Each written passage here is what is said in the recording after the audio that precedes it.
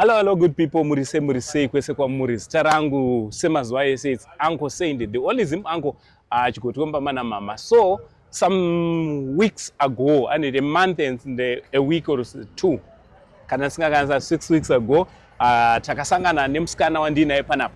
Anonzi iye Shania. So, Shania, mshome unge tasangana, makanzwa, chibva pamoyo penyi mimi.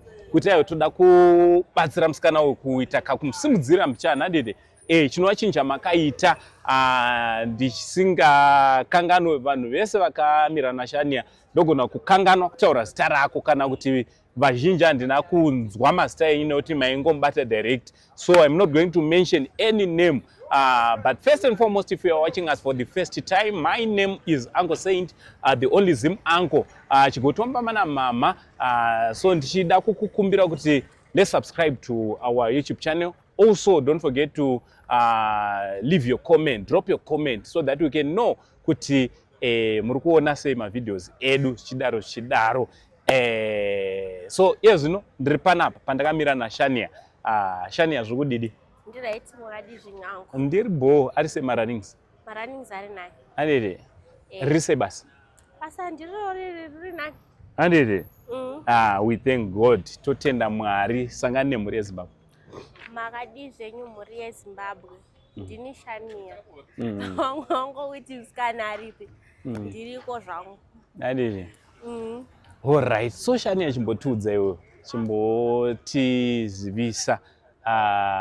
Kubva patakasangana kusvika iye zvinezvi chii chiri kuitika ndezvipiwo zvachinja zvakati wandei kutangira kubusiness. I think izvezvi maungonoti pane musika wapo wehembe paipe ndanimbori nebhegi ndakazodecide zvemusika ndikatoreswa passport ndikazonohodha magumbeza makafota nemaflisi kuBotswana even kana tongochi zvakawanda zvachinja even kana inocho ndachinja aiwa totenda passport tudze pawakaitora ndo same time pawakabva wamhanya kunohodha ndangoti passport ichibuda makuseni manheru ndakazomuka makuseni ndakuBotswana side ichiritori nyowani Hai, so kuti ichingobuda yakatodhindwa. Congratulations. So ungatudza kuti panapa une zvipi nezvipi ndezvipi zvauinazvo pazvinhu zvako?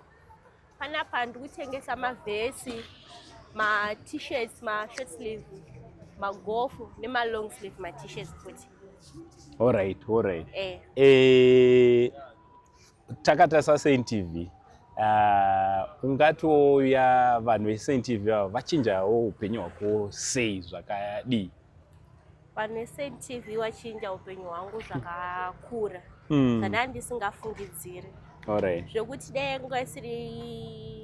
manga musirimi vanhu veSaint TV handifungi kuti dai ndandiri pastage yandiri izvezvi. So izvezvi ndichirongotenderera nebhegi rangu rine ma-t-shirt 20. Alright, to anyone, everyone akaisa ruoko rwake ungada kuti kudikwa? Kune wese akaisa ruoko rwake ndinoti Mwari ngamukomborere ende Mwari ngawawedzere pakabviswa. Rudo rwake ngarusagumire pandiri chete. Ngaramba achibatsira wangu. Ende towishawo kuita moyo unenge wake. I think for the next 1 year ndenge ndatoona moyo wakadaro ndakubatsirawo vanhu. Handiti? Aiwa totenda Mwari. Wakatarisa shop yako, business rako, uri kuona riri kuenda kupi? Business rangu riri kufamba.